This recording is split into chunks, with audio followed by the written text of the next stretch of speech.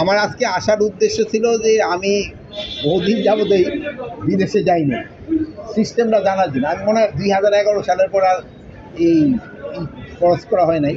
এই জন্য কীভাবে ইমিগ্রেশনটা হয়, কীভাবে হয়, যেহেতু অনেক উন্নতি হয়েছে আগের থেকে, এগুলো একটু দেখার জন্য আসা হচ্ছে।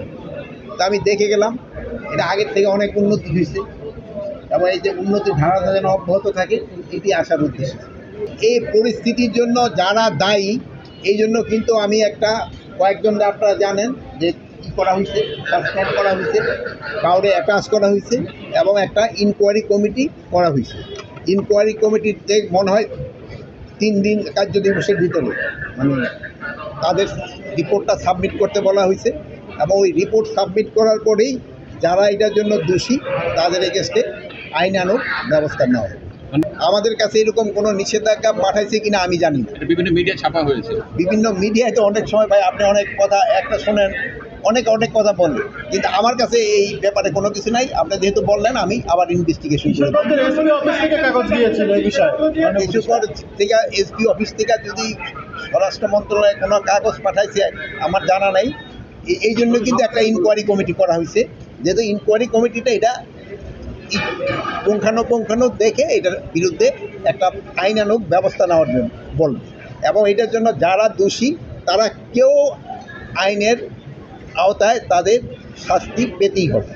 এটার জন্য তো প্রক্রিয়া সবসময় জারি আছে, আপনারা জানেন। ইন্টারপোলের ও আচ্ছা, ঠিক আছে, যেহেতু উনি তো সাইডে, এই জন্য ইন্টারপোলের মাধ্যমে আমরা তো চেষ্টা করতেছি। অনেক তো জানেন যে এইটা তো ইন্টারপোল তো আমার কথার সাথে সাথে তো কাজ করবে না। আমি হয়তো মহিদুল্লাহ সাথে সাথে বলি কাজ হবে, কিন্তু ওইটা তো আর আমার আন্ডারে না। ওইটা তারা সময় হয়তো তারা তাদের আইন কানুন মতো তারা ব্যবস্থা নেয়। সাধারণ মানুষের যেন দুর্ভোগ না হয় এই জন্য কিন্তু আপনারও ব্যবস্থা করতে, সবাইকে কিন্তু আপনারও সচেতন করতে পারেন। সবারই দাবি দাওয়াটা যদি রাস্তা ছেড়ে এমন জায়গায় করে যেখানে জনগণের ভোগান্তি না হয়, ওই জায়গায় করতে পারলে সবচেয়ে ভালো। এই ব্যাপারে সবচেয়ে বেশি আপনারা আমাদের সাহায্য করতে পারেন। আপনারা যদি জনগণকে সচেতন করেন, এবং যারা তাদের দাবি দেওয়াগুলি আমি অযৌক্তিক কারণে বলবো না, তাদের যদি যৌক্তিক দাবি থাকে প্রপার জায়গায় করলে সবচেয়ে ভালো।